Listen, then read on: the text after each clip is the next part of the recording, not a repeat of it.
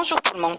Dans les séances de TP qui nous restent, nous allons entamer le développement d'applications client-serveur en utilisant les sockets TCP. Dans la présente vidéo, nous allons expliquer quelques notions théoriques en relation avec cette thématique. Comme déjà vu dans les séances de TP précédentes, chaque équipement connecté au réseau est identifié par une adresse IP.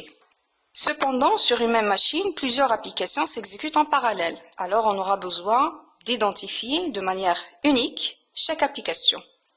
Cet identifiant est ce qu'on appelle le numéro de port et il est défini au niveau de la couche transport.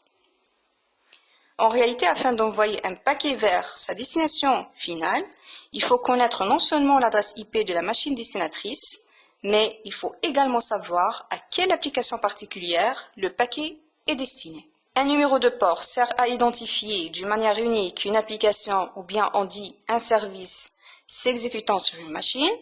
De point de vue représentation, un numéro de port tient sur 16 bits et donc les valeurs possibles vont de 0 jusqu'à 65 535.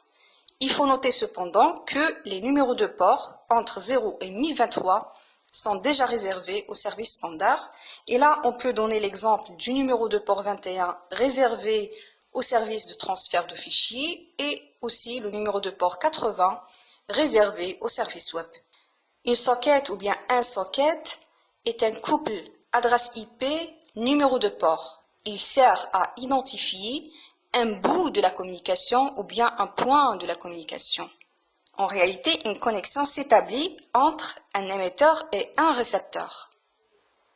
Donc, pratiquement, elle s'établit entre une socket source et une socket destinataire. Les sockets fournissent une interface pour la programmation réseau au niveau de la couche transport.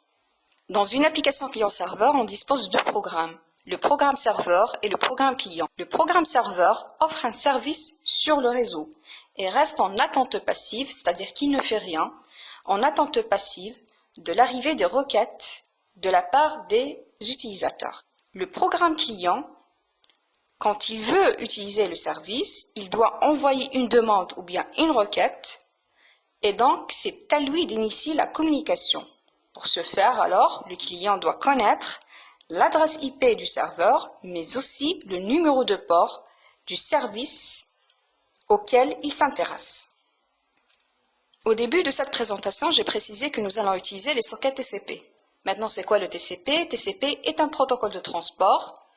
Il fonctionne en mode connecté, c'est-à-dire qu'avant de commencer le transfert de données, il faut passer par une phase d'établissement de la connexion. C'est-à-dire aussi que le récepteur doit être en écoute avant de commencer l'envoi des données. Bien sûr, une fois la communication est achevée, on doit clôturer la session de communication.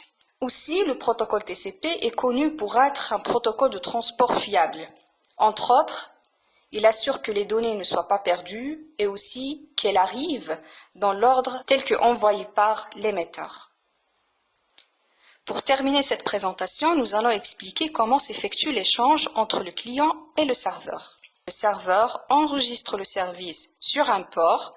Cela revient à créer une socket serveur qu'on va appeler socket d'écoute. Lorsque le client veut communiquer avec le serveur, il va ouvrir aussi une socket qu'on va appeler socket de transfert. De l'autre côté, lorsque le serveur accepte la demande de connexion qui arrive de la part du client, qu'est-ce qu'il va faire pratiquement? Il va ouvrir une socket aussi, c'est la socket de transfert. Bien sûr, à chaque socket, on va associer un flot d'entrée-sortie. Ces flots d'entrée-sortie vont être utilisés pour les opérations de lecture-écriture. Par la suite de la création des sockets côté client et serveur, donc on va commencer l'échange des données. Bien sûr, cette boucle d'échange dépend de l'application en question. Naturellement, à la fin de la communication, on doit fermer les flots d'entrée-sortie et les sockets qui y sont associés. Ainsi, on arrive à la fin de cette présentation. Merci de votre attention.